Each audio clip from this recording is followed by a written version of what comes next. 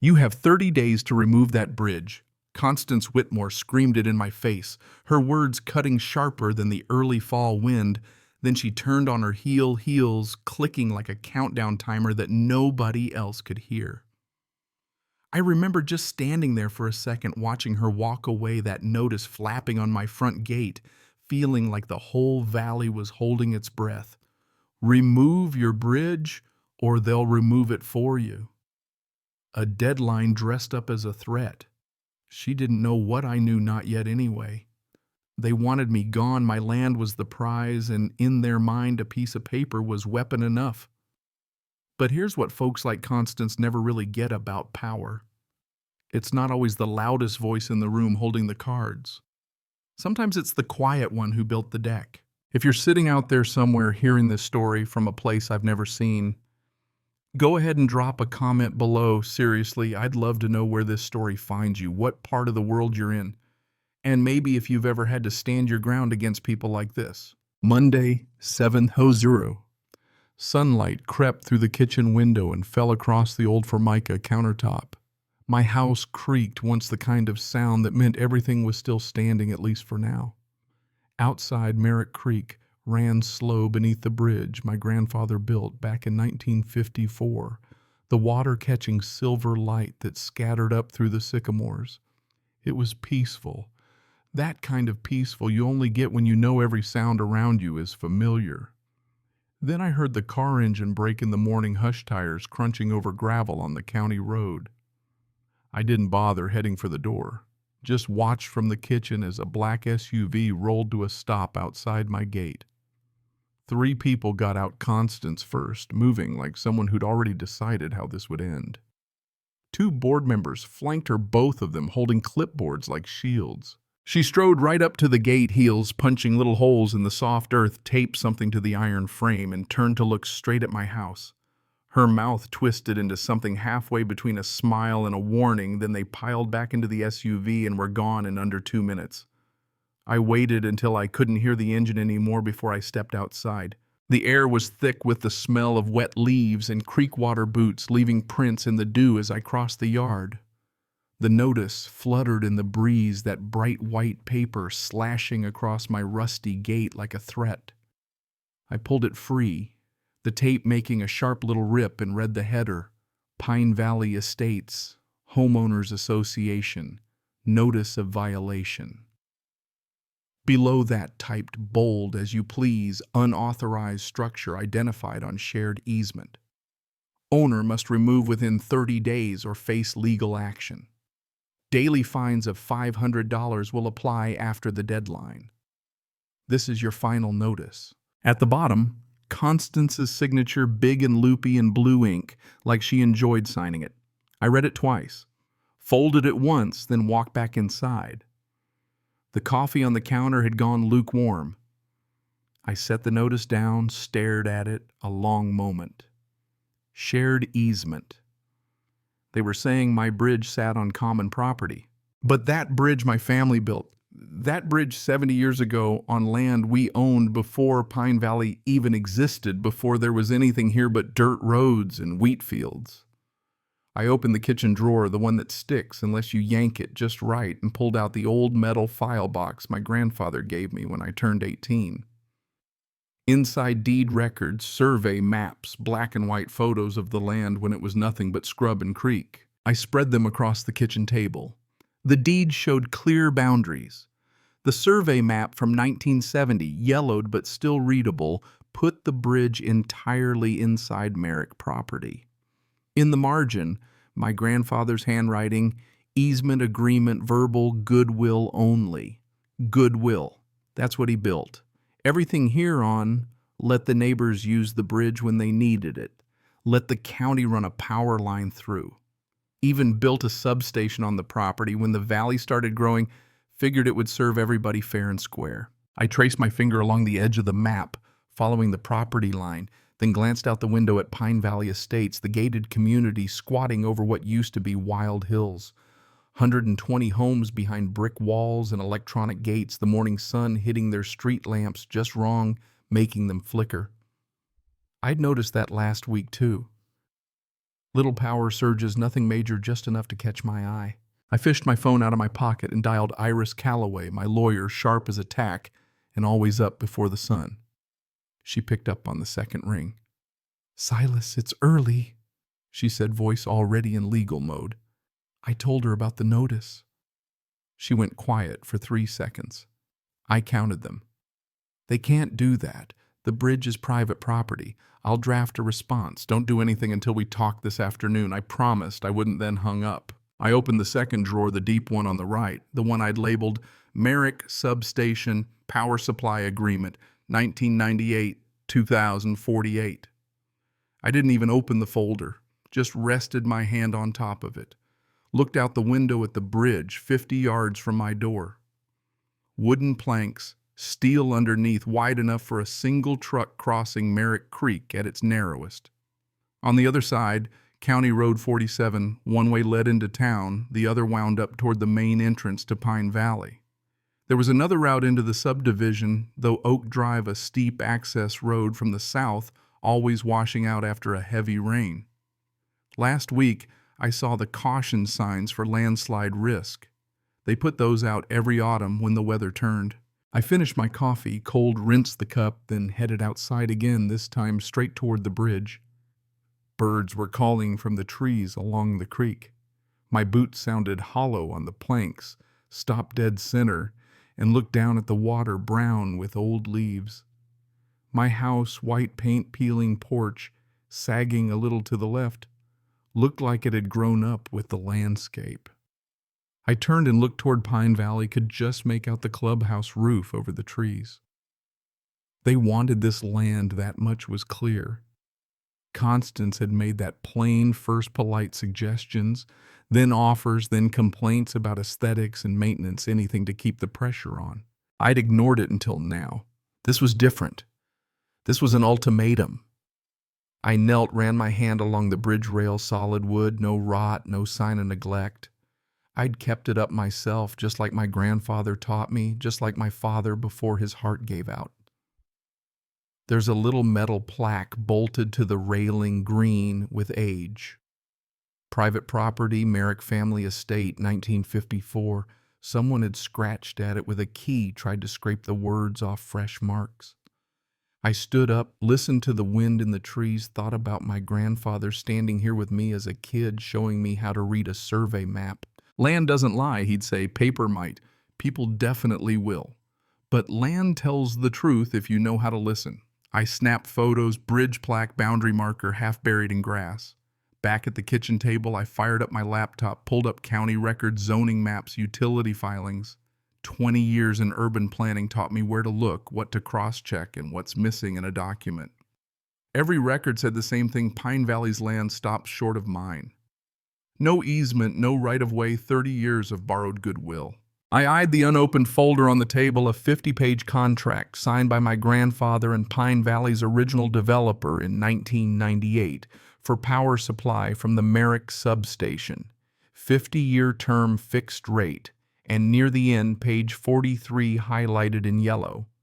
Either party may terminate with 90-day written notice in the event of material breach, including but not limited to property damage, harassment, trespassing, or failure to maintain mutual respect and goodwill. I'd read that clause 100 times, never thought I'd need it. I closed the laptop, walked to the window. The sun was higher now. Pine Valley streetlights flickered again, 3 pulses, then steady. I stared at the notice on my counter, 30 days. They thought that was enough time to break me. I picked up the paper, folded it carefully, slid it into the folder with the power supply agreement. Then I called Iris back. "I'm coming in this afternoon," I told her, "and I'm bringing everything." 3 days passed. Thursday morning, I sat across from Iris in her office downtown, glass walls, polished desk, the smell of fresh coffee and old law books. She spread my documents out like evidence at trial: survey maps, deeds, photos. "This is clear cut," she said, tapping the map. "The bridge is entirely on your property. They have no easement, no right-of-way. I'll send a formal response. They'll have to withdraw the notice." Her tone was certain, but her eyes said, "Be careful." Constance Whitmore doesn't back down easy, she warned. I drove home under gray clouds, wind from the north promising rain. I spent the afternoon fixing an old radio in the shed, smelled like sawdust and oil, door cracked open to let in the sound of leaves scraping across the roof. By evening, the sky turned purple. I made dinner, ate standing up, washed my plate, sat with a book I wasn't reading, just waiting for the feeling in my chest to settle. It never did. 10 o'clock. The sound came through the walls, a whine mechanical and wrong for the hour. I set my book down and listened, sounded like a saw, high-pitched, tearing through wood. I stood so fast the chair scraped the floor, threw on my jacket, stepped into air that tasted like rain. The sound got louder, coming from the bridge, bright work lights shining through the trees, throwing hard white against the night. I ran not a full sprint, but enough to get my boots pounding the uneven ground, branches snatching at my jacket. I broke through the trees and saw them, 3 men on my bridge power tools in hand. One had a circular saw pressed against the planks, sparks flying orange. Another pried up boards with a crowbar. The third stood by a truck on the far side, feeding cords from a generator. Off to the side, arms crossed like a foreman, was Constance. "Stop!" I yelled, my voice lost in the saw's scream. No one looked up. I got closer, close enough to feel the vibration through the wood. "Stop. This is private property." The man with the saw, finally noticed, killed the motor. Too much silence after all eyes on me. Constance smiled, not friendly. "Mr. Merrick, you received notice. We're simply removing the hazard." Her voice was calm, almost rehearsed. "This bridge is on my land," I told her. "You're trespassing."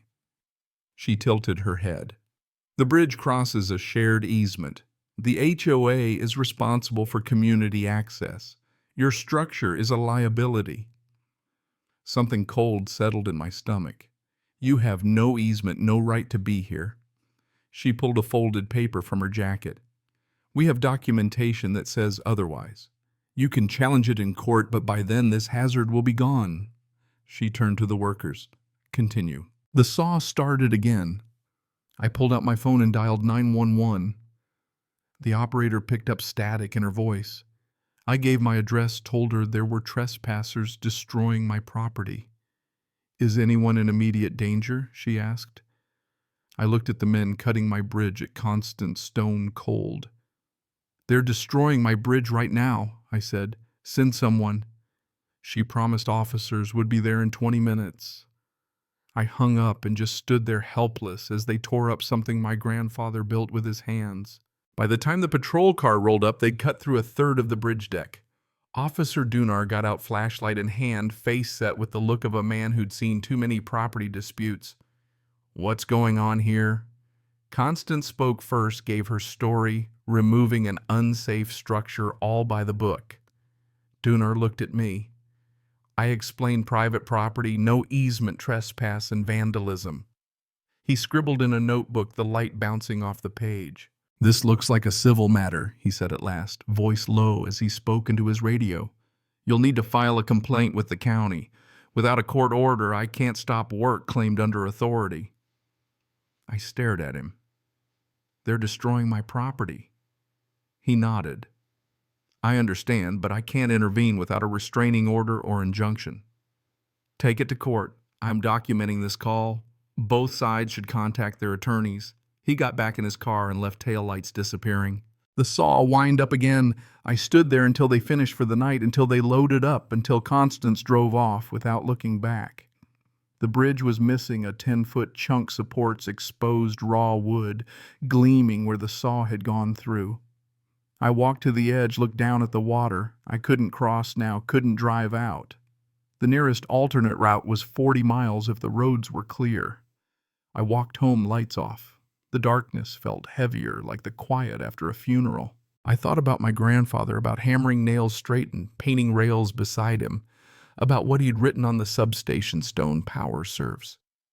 It does not rule."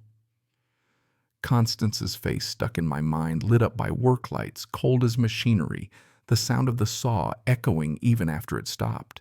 And then I thought about those power lines running from my property straight to Pine Valley Estates, the transformer humming in its little concrete box a quarter mile from where I sat, the contract waiting on my table, that yellow highlight on page 43.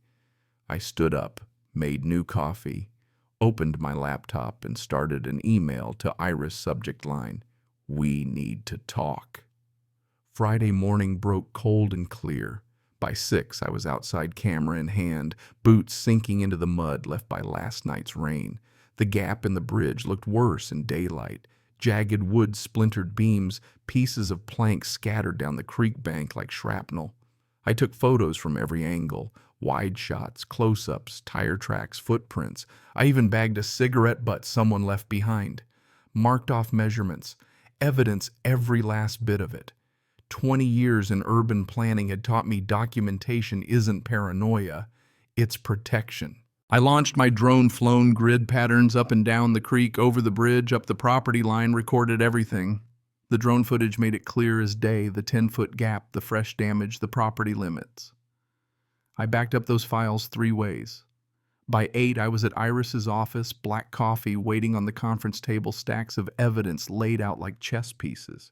She watched the drone footage, shaking her head. "This is bad," she said, but her mouth curled at the corner, "but also good. Trespass, property destruction, open and shut. We'll file for damages and an injunction." She scribbled sharp notes. "There's more," I said, and her pen froze. I told her about the substation, the power supply, the contract my grandfather signed 50 years ago.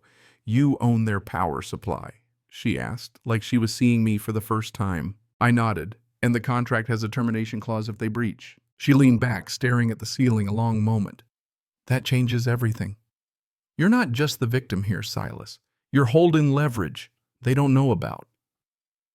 I didn't answer right away. She pressed on.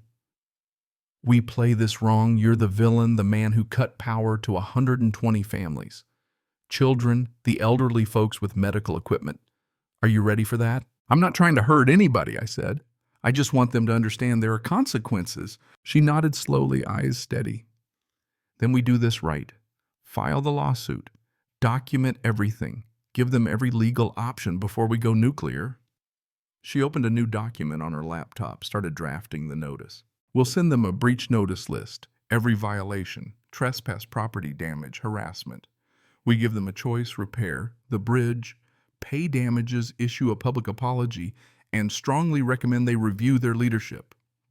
Her fingers moved fast across the keyboard. "If they refuse, we serve the 90-day termination notice for the power contract. Let them scramble to find another supplier. Let them explain to their community why the lights are out because their HOA president couldn't follow the law." We spent 2 hours working over the notice, 8 pages single-space citations to property law, contract law, precedent cases where utility contracts had been voided for breach. She walked me through every line. "This is the nuclear option, Silas. Once it's sent, there's no taking it back." I thought about the bridge, about Constance standing in the work lights, about my grandfather's voice. "Send it," I said. Afterwards, I drove to the county clerk's office. The place smelled like old paper and floor wax. The woman at the desk nodded when she saw me. I'd worked with her years ago on zoning disputes. No questions, just pointed to the records room. I spent 3 hours pulling files, property transfers, easements, utility permits, anything linked to my land or Pine Valley estates. The fluorescent lights hummed overhead, the copy machine whined, and the evidence stacked up. No recorded easement for the bridge, none. Pine Valley Estates was incorporated in 1995, built on land bought from a developer in 92. My property, 2 hectares, including the bridge and creek, had never been part of that sale. It predated everything. I found my grandfather's original 1954 filing. Found the power agreement from 1998, his handwritten notes in the margins. Built this substation for the future. Never thought they'd be so ungrateful. The words hit different now. I made copies of everything, paid the fee, and drove home with a box full of paper-proof riding shotgun. The bridge gap looked even wider from the road. I had to park on the far side and cross the beams by foot, balancing carefully over the creek.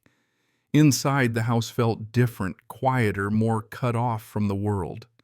I made lunch but barely tasted it, chewing absently while reading the contract one more time. 50-year term, $2,000 a month. Pine Valley paid on time for 26 years. But there it was on page 43, highlighted yellow termination clause, 90-day notice for breach. I read it again. Then I looked out at the power lines running from my property toward their gates, thin black wires against a gray sky.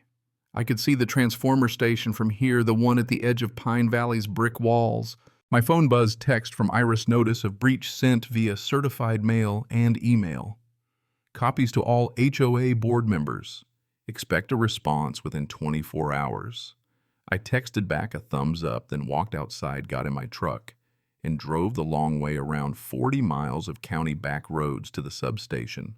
The place sat on the northwest corner of my land, surrounded by chain-link fence and warning signs, danger high voltage, authorized personnel only. I unlocked the gate with the same key my grandfather gave me decades ago. Never changed the lock, just like he said.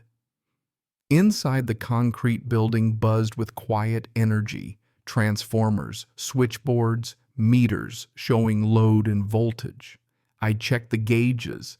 Out of habit, 2.3 megavolt amperes, the current draw from Pine Valley. 120 homes pulling power through wires my grandfather and his crew had installed. I ran my hand along the main transformer's metal shell, still warm, still working, still serving. I thought about the words he'd carved in the cornerstone power serves. It does not rule. But power could also leverage, could also teach, could also demand respect. I snapped a few photos, meters, load readings, maintenance logs showing 26 years of uninterrupted service. Then I locked up and drove home. Evening was falling, clouds, thickening rain coming soon. I sat in the kitchen surrounded by evidence, photos, contracts, deeds, all of it waiting for my phone to ring. 10 minutes later it did. Unknown number. I let it go to voicemail, listened twice. Constance's voice tight with anger. You can't do this. You can't threaten to cut power to an entire community. I'll bury you in court. The message cut off. 30 seconds, not enough time to get all her threats in. I saved the voicemail, added it to my evidence folder, then called Iris. She called, I said. Good, Iris replied, sounding more pleased than surprised. Means she's scared. Means she knows we're serious. I looked out at Pine Valley. Their streetlights were starting to come on one by one, automated, programmed, all dependent on a line that ran across my land. What happens now? I asked. Now we wait, she said, calm as a rock. They have 90 days to decide if their pride is worth sitting in the dark. Saturday morning, Iris called at 8, voice sharp and urgent. We need to meet now. I made the 40-mile drive again because the bridge was still out and made it to her office by 9:30. Documents already spread across the table, coffee half gone. They responded, she said, pushing a letter across the table. HOA letterhead. 3 paragraphs. First, denying any wrongdoing. Second, claiming the bridge removal was justified for safety. Third, threatening a countersuit for extortion and abuse of utility monopoly. At the bottom, a lawyer's signature I didn't recognize. They lawyered up, I said. She nodded, not surprised. Corporate firm from the city. Expensive. They're taking this seriously. But here's the thing, their response is weak. They're threatening, but they're not defending. They know they have no easement. They know they trespassed. This is posturing. She opened her laptop. So we call their bluff. Move forward with the lawsuit and make sure they know exactly what you control. We went through the contract again, line by line, every loophole, every clause. Your grandfather locked them in at 1998. Prices, she said. Today's rate is triple. The contract is airtight. Termination triggers on breach and they've met it. Trespass, destruction, harassment. What about the families? I asked. She looked over her glasses. Their board made the call. Consequences follow leadership. Still, we'll give them options. Fix the bridge, pay damages, apologize, replace the president. If they refuse, the blackout is on them. While she drafted, I sat picturing the valley lights glowing in kitchens, kids doing homework, old folks breathing through machines. 50 years of goodwill now leverage. How long do they get? I asked. 90 days, she answered. Enough to adjust, not enough to relax. By noon, the new notice was ready. 8 pages of violations, citations, required remedies. Failure to comply within 30 days results in the issuance of a 90-day termination notice for power as permitted under Section 7.3 of the agreement dated March 15, 1998. She sent it certified mail and email to every board member. Then she looked at me serious. Now we wait. They'll have to call an emergency meeting. They'll have to face their community. They'll have to decide if pride is worth the consequences. I drove home through the gray, steady rain, parked on the far side of the bridge gap boots, slipping on wet wood. Changed clothes, stood at the window, watching rain run down the glass. My phone stayed silent for 2 hours, then rang. Unknown number again. I answered this time, Mr. Merrick. This is some man, smooth professional, calling on behalf of Pine Valley Estates HOA. He wanted to discuss the situation. He claimed there'd been a misunderstanding that the bridge removal was due to legitimate safety concerns and that they were prepared to negotiate a settlement. Negotiate what I asked. You destroyed my property. There's nothing to negotiate. Repair it, pay for it, apologize for it. He paused. We're offering to rebuild the bridge at HOA expense. We'll cover all costs. In return, we ask that you withdraw the power termination threat and sign a formal easement agreement for community access. Something in me went cold. No, I said. You don't get to destroy something and then buy your way into owning it. The bridge stays private. You repair it because you broke it. That's not a negotiation. That's the consequences. If you proceed with power termination, his voice getting harder, we'll file for injunction. We'll sue for damages. We'll make sure every media outlet knows you're holding families hostage over a property dispute. I stared at the rain at the power lines. File whatever you want. My grandfather built that substation 70 years ago, built it when this valley was empty. Your community exists because of the infrastructure we provided. You thanked us by destroying property in the middle of the night. We're done negotiating. You have 30 days to meet the terms in the breach notice. After that, you have 90 days to find another power source. I hung up, hands shaking, made coffee I didn't even want. Outside, rain came harder. I thought about calling Iris, but decided not to. She'd know soon enough. They'd escalate, file motions, call the media, paint me as the villain man versus community David versus Goliath. Except somehow I was Goliath now, the powerful one, the threat. I finished the coffee, sat with it cold in my chest. Through the rain, I could see Pine Valley's lights flicker on, easy as anything. No one there thought about where that power came from, just trusted the world to keep serving trusted goodwill to last forever. I opened the drawer, took out the folder, my grandfather's handwriting on the inside cover, Power Serves. It does not rule, but service requires respect. I'd read those words 100 times, never really understood them until now. My phone buzzed, text from Iris, HOA, filing emergency injunction hearing Monday morning. They're moving fast. I texted back. Good. Let them explain to a judge why they destroyed private property and then demanded access. She sent a thumbs up. Then another BTW county reporter wants to interview you. Says he's been following HOA disputes for years. Interested. I stared at the message for a long minute. Media meant exposure, meant public opinion, meant the story leaving the courtroom. Maybe that was what Constance needed, a little sunlight. Set it up. I'll talk to him. Smart Iris replied, get your story out first, control the frame. I'll arrange it for tomorrow. I set my phone down, looked out at the rain again, at the lights in Pine Valley, at the bridge gap that started it all. Somewhere in there, Constance was making calls, rallying her board, thinking she was still in control. She thought she was up against some old man with a grudge. I knew I was more than that, but I wondered if she'd ever realize it before it was too late. Sunday afternoon, right as the sky started to clear, the reporter showed up at 3 o'clock, pulling up in a gray sedan that looked like it had made a few too many trips up these muddy county roads.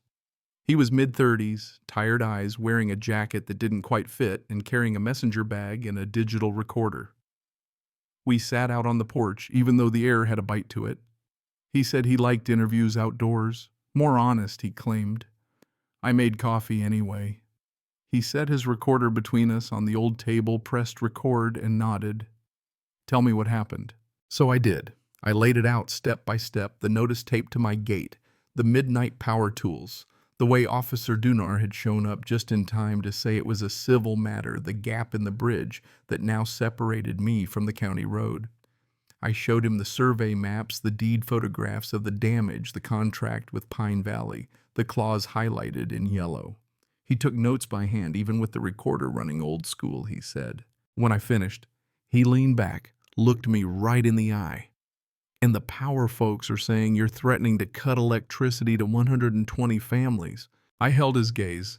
I'm not threatening anybody. I'm enforcing a contract they broke. They trespassed and destroyed my property. The contract has a termination clause. I'm using it. But families will be affected, he said quiet. People who had nothing to do with the bridge. I'd been rehearsing that answer all morning. Those families elected a board that broke the law. They gave that board power to act in their name. Actions have consequences. I offered them every way out. Repair the bridge, pay damages, apologize, remove the president. They refused. I didn't start this. I'm just the one who finally said no. He nodded, scribbling. What do you want people to know? I thought about my grandfather, the substation, 50 years of goodwill torched overnight. Power isn't about who shouts loudest or who's got the most money. It's about who builds the infrastructure, who keeps it running when nobody's watching. My grandfather built that substation in '75 before anyone thought this valley would be more than farmland. He built it so it would serve everyone fairly. For 50 years it did, until somebody decided respect was optional. When will your article be out? I asked. He looked up. Wednesday. Front page. This is bigger than a property dispute. It's about HOA overreach. About what happens when boards think they're above the law. Monday morning courthouse, 3rd floor. Place smelled like old wood and nerves. Pine Valley's lawyer stood at the front, expensive suit, expensive watch, carrying the confidence that comes from winning too often. Iris sat next to me, her chair creaking, eyes on the papers, hands still as stone. The judge, gray-haired, glasses perched at the end of his nose, shuffled in, and we all rose. HOA's lawyer went first, talked 10 minutes about essential services, community welfare, vulnerable populations, used words like hostage extortion, unconscionable, painted me as a villain holding families hostage over a minor property spat. Then Iris stood, calm, quiet, just the facts. She walked the judge through everything: notice of violation based on a lie, nighttime trespass, destruction of property without due process, no easement, no legal authority. She held up survey maps, the deed photos of the bridge. Then she pulled out the contract. Your Honor, Mr. Merrick's grandfather built the substation that powers Pine Valley in 1975. The HOA has been purchasing electricity under a 50-year agreement signed in 1998. The contract includes a standard termination clause for breach. The HOA breached via trespass and property destruction. Mr. Merrick is exercising his legal rights. HOA's lawyer objected, said the clause wasn't meant for this, that cutting power would be punitive, dangerous. Iris cut him off. If the power is so essential, perhaps they shouldn't have destroyed the property of their supplier. Mr. Merrick offered them options: fix the bridge, apologize, pay damages. They refused. They're here today to avoid consequences for their own actions. The judge listened, took notes, asked about the contract terms, the easement, the sequence of events. Then he leaned back. I've heard enough. He cleared his throat. The HOA clearly violated Mr. Merrick's property rights. The injunction is denied. Relief, sharp and cold. But then he looked at me. However, I am ordering both parties into mediation. Mr. Merrick, you have the right to terminate the contract, but I urge you to consider the impact on residents who bear no responsibility for this situation. The gavel came down. That was it. Iris gathered her papers. The HOA lawyer paled, whispering to the board member beside him. We left the courtroom, TV cameras already set up outside. I hadn't expected that. A reporter shoved a microphone in my face. Mr. Merrick, are you really going to cut power to families with children and elderly? I stopped, looked straight at the lens. I'm asking the board to repair what they destroyed. That's all. If they choose pride over accountability, the consequences are theirs. Iris tugged my sleeve. We ducked past the reporters to her car. She sat there a moment, hands on the wheel. "It's going to get worse, Silas," she said. "They're losing in court, so they'll try to win in public. Expect calls, harassment, maybe even folks showing up at your property." I looked at the courthouse steps, reporters packing up, the HOA lawyer on his phone, probably breaking the bad news to Constance. "Let them come," I said. "I'm not hiding." She dropped me at my truck. I drove the long way home. No radio, just thinking about what the judge said. Innocent residents, elderly children, consequences flowing down from bad leadership. When I got home, the article was already online, county paper front page. Local man fights, HOA overreach, but who's really in the wrong? I read it in my kitchen, coffee in hand. The reporter had played it fair, my quotes, the HOA's photos of the broken bridge, the substation history of the agreement. Within an hour, the comments exploded, some folks siding with me, some calling me heartless, lots of people sharing their own HOA nightmares. My phone blew up. Unknown numbers, voicemails from reporters, angry residents. Even one from a woman saying her mother needed a ventilator, asking me to reconsider. I listened to that message 3 times, just sitting at the kitchen table as evening crept in. Then I called Iris. "They're putting pressure on me," I said. "Medical equipment. Vulnerable people." She was quiet for a while. "Are you having second thoughts?" I looked at the bridge gap, the power lines, the lights flickering on in Pine Valley. "No. I just want to make sure I can live with this." She let out a long breath. "Then stay the course. 3 days from the 30-day deadline. After that, you issue the 90-day notice. They'll have time to find alternatives. You're not leaving anyone in the dark. You're just refusing to be their doormat." I hung up and stood there as the house darkened around me. Outside, Pine Valley glowed bright with electricity my family provided. Inside, I waited for someone to blink. The 30-day deadline passed on a Tuesday. Wednesday, Iris filed the 90-day termination notice. By noon, Pine Valley called an emergency town hall. Every resident got the email, "Critical community issue public meeting at the clubhouse 7 p.m. I wasn't invited. I went anyway. The clubhouse parking lot was jammed, cars everywhere, people streaming and nervous energy buzzing. I recognized some courthouse faces, most I didn't. Inside, the meeting room was packed, standing room only, at least 100 people, folding chairs jammed wall to wall. Up front, 5 board members, Constance at the center, flanked by their lawyer. She saw me standing in and back, her jaw went tight. Whispers spread as folks noticed me. The board president, a man I'd never met, opened the meeting, explained the property dispute, power contract, 90-day notice. He made it sound like a hurricane, inevitable, nobody's fault. Constance leaned forward to the mic. "We're exploring all legal options. We're negotiating with alternative power providers, but these things take time. We may face temporary disruptions." The crowd exploded, shouts, questions. "How long? What about my mother's oxygen machine? Why did this happen?" Constance tried for order, but got none. A woman in her 40s stood up, professional and angry. I read the article. "You destroyed his bridge without legal authority. Is that true?" Constance's face went rigid. "The bridge was a safety hazard. The HOA has a responsibility." The woman cut her off. "Did you have an engineer inspect it? Did you have an easement?" Silence. The lawyer tried to intervene. "That's an ongoing legal matter," but nobody cared. "You started a fight with the man who supplies our power. Why more voices, some defending, some demanding answers?" Then an older man stood, military, bearing one of the board members from court. "My name is on the board," he said, voice sharp. "I voted against removing the bridge. I argued we had no legal right. I was overruled by the president, who assured us she had authority." He turned to Constance. "Did you have authority?" Constance stood, face flushed. "I had the community's best interests." He shook his head. "That's not what I asked. Did we have the legal right?" She opened, her mouth closed. It looked to the lawyer, who whispered. She sat down. He looked at the crowd. "We need new leadership. I'm calling for a vote of no confidence in the president." Chaos erupted. People on their feet, some shouting support, some defending Constance. The lawyer babbled about bylaws and procedure. Nobody listened. "We'll hold a formal vote next week," the board president said, banging his gavel. "Tonight we need to focus on solutions." Someone from the back yelled, "The solution is fixing what you broke." Heads turned. It took me a second to realize everyone was looking at me. I hadn't planned to speak, but the room waited. I stepped forward. I'm Silas Merrick. Didn't need a mic.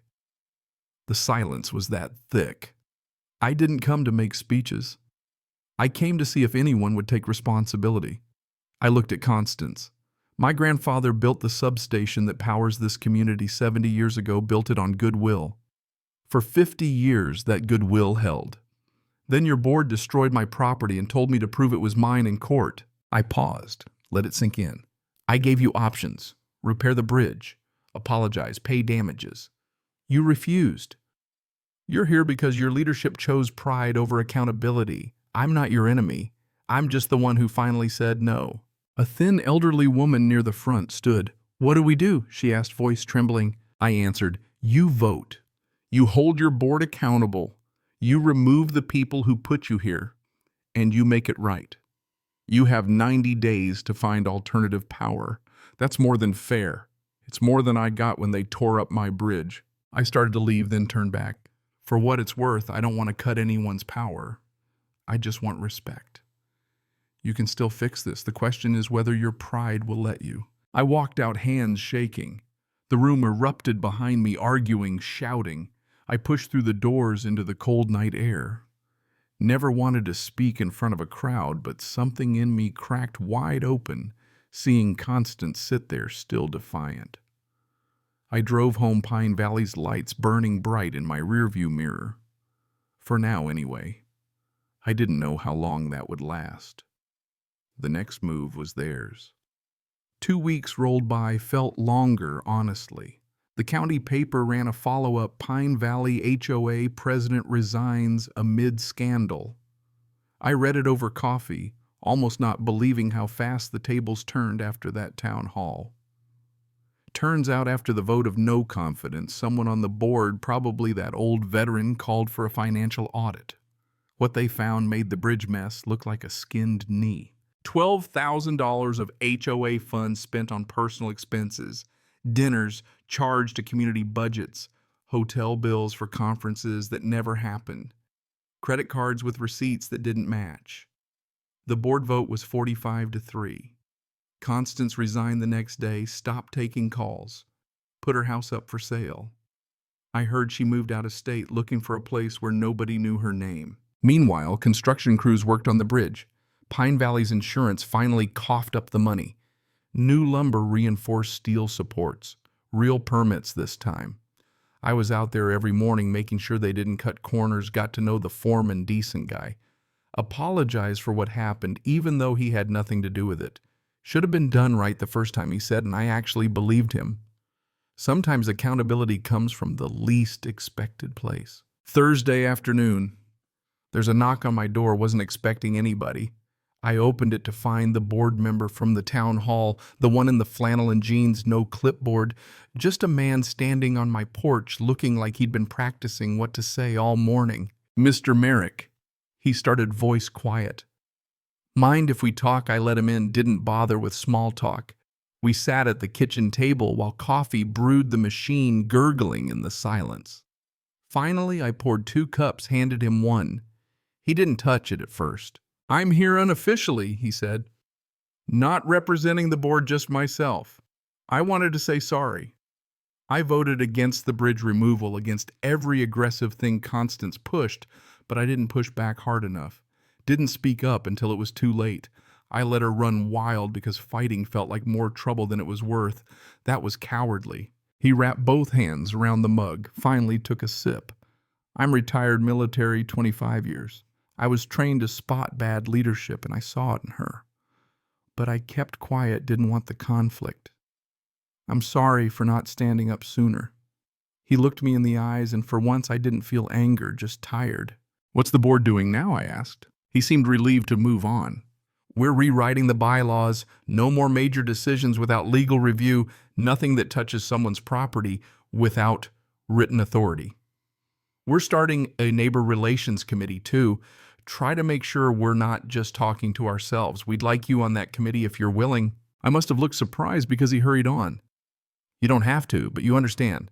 Property law, infrastructure, long-term planning, we could use that perspective.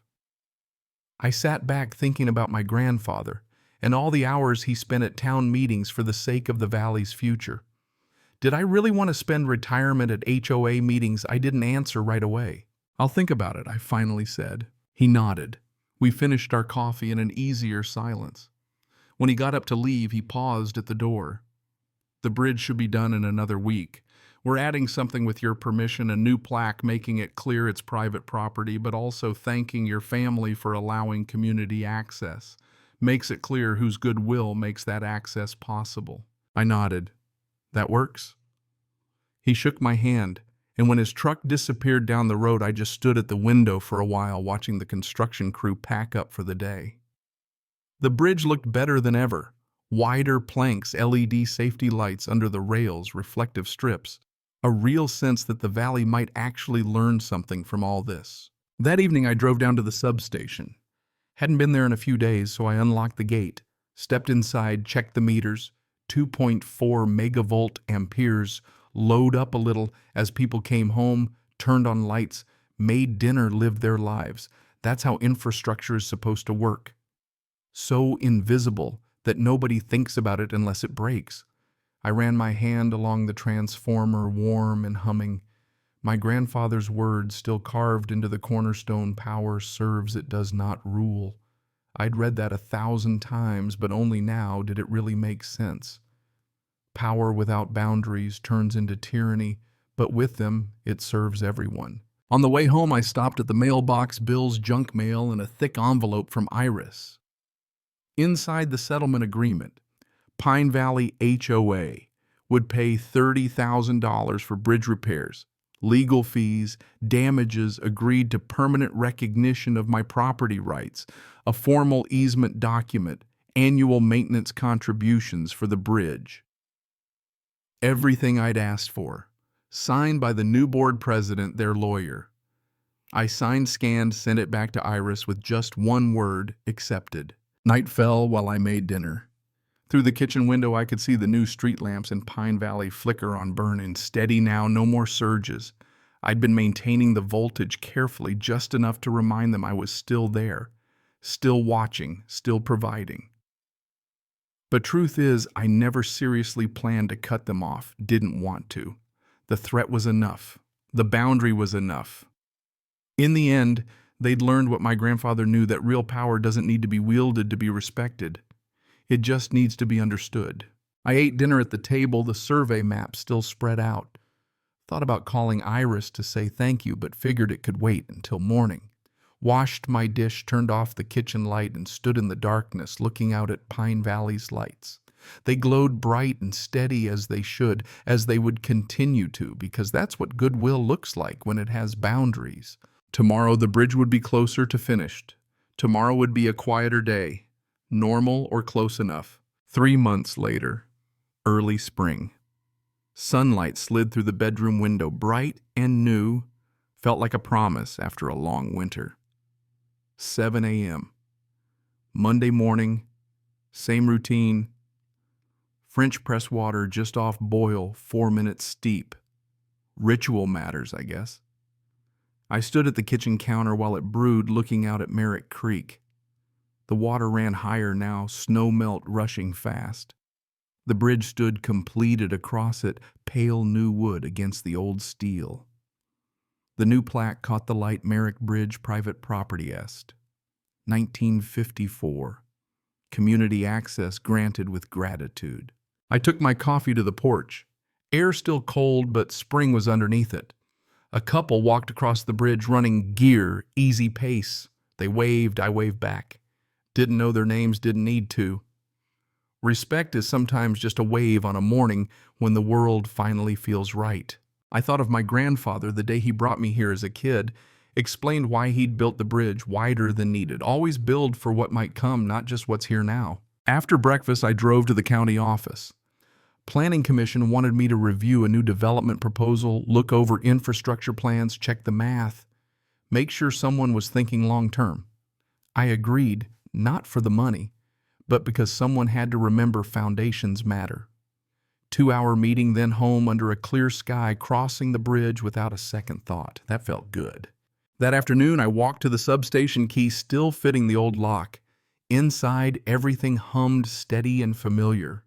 Monthly inspection transformers checked meters, read logbook, updated 50 years of service, my grandfather's handwriting in the early pages, my father's, then mine.